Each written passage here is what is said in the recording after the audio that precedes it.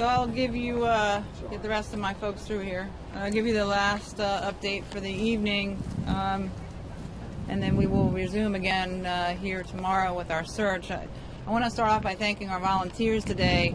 This is both physically and mentally tedious work, conducting the type of search that we've been doing here. And for those who volunteered to help us from faith-based communities, members here from Payne Elementary School, some volunteers, DC General Shelter volunteers as well, volunteers from the Kenilworth neighborhood who overwhelmingly wanted to support us and help us, and volunteers from Black and Missing Foundation, as well as off-duty and retired police officers through the FOP Lodge.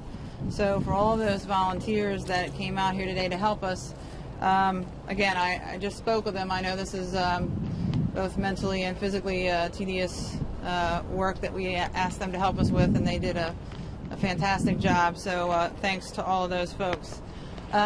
Obviously, we don't normally confirm identification until we have an official ID confirmed, but I will say in this case that I will give you a tentative identification on what we believe the person that we have found here based on what we have right now. So this is a tentative identification, not the official identification that will come from official medical records, but we have tentatively identified the person we found today of Mr. Tatum.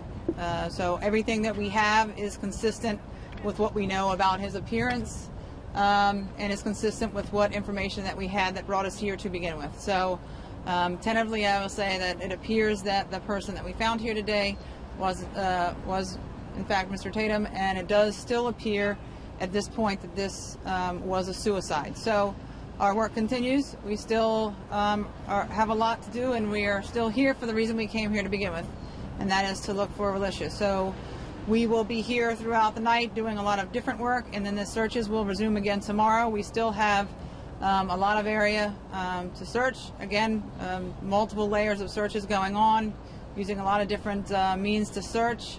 It's a very big area. So again, thanks to all the volunteers, and I'll take a couple of quick questions. Chief, do you know how long he has been here in the park? We don't know, and that will come through the medical examiner's office. That will take a little time. Chief, now that you've found and have this tentative identification, does your search area narrow down a little bit, or you still have the whole swath of the park? Is it more of a concentrated area? No, no. We still have the same, we have a plan of how we're going to search this area and why we're searching the areas we're searching, and we're going to stick with that for now. And if there are things that lead us to believe we need to expand or change that direction, we will.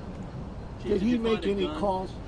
I don't want to comment on evidence at this point, but let's just say that we're pretty comfortable that this is a suicide case. Chief, as the chief of police, as a mother, as a law enforcement officer for years, this discovery, while you're searching for an 8-year-old girl who's last seen with this man, your reflections, your thoughts? What I can say is that this discovery was a shock for us. We were very focused on finding Relisha, and that's what we came here for.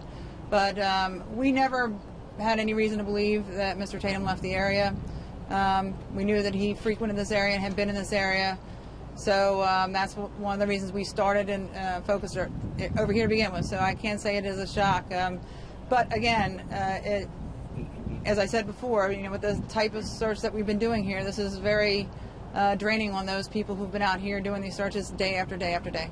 Now that you've found Kahlil Tatum, or believe you have, do you think you're any closer to finding Relisha? Well, certainly there is a lot of things that we have to process now based on our findings today that we just don't have answers on yet. We might, get more answers from what we find as we process that scene. But as of right now, there's nothing new other than, we believe we do have, identification. So. Chief, I know you said that you've been through this park.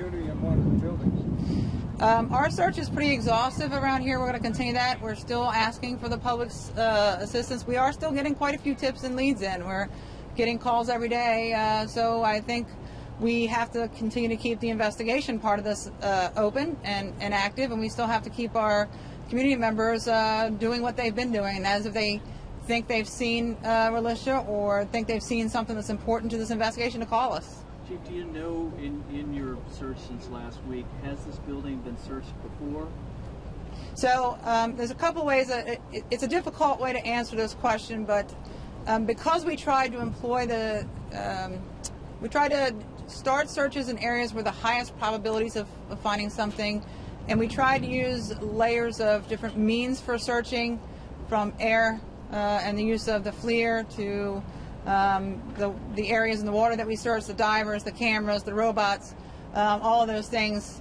We have been in this area, I know, with several layers of the search. I can't comment specifically about when and if they were inside of this building at this point, but I will tell you we have just about every area of the 700 acres has been hit by at least one level of search of one kind, but we have not completed all levels of search in the entire 700 acres, so we still have work to do before we feel comfortable we've hit everything. So, Chief, tonight, can you describe the method you'll be using to search? What exactly can you use at night to help you? Well, the search is concluding for us this evening. We are going to be securing some areas for tonight, so we will be holding those areas. We have used the FLIR for nighttime aerial search in the past few days. We are not doing that again tonight.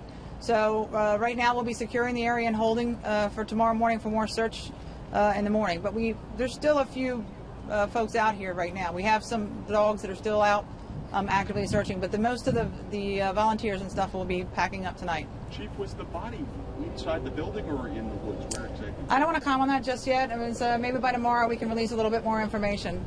But right now I'm going to leave that unanswered. No, Chief. Reports that he had made contact, or FBI, law enforcement had made contact with him in those first hours of the 20th to 21st, and at some point he was talking about surrendering. Yeah, I'm not going to comment on that, and I'll take one more. Chief, was there any note, Chief? Any note or communication? So all I can tell you is there's a lot of evidence to be processed now from what we found today. I don't know what all of those things are, and some of those things we haven't even begun to process yet. So we probably will not be able to comment on some of it, but if there's other things that are important for us to put out as we process that evidence, we'll release what we can. But right now I have nothing new that we can release. All right, thank you.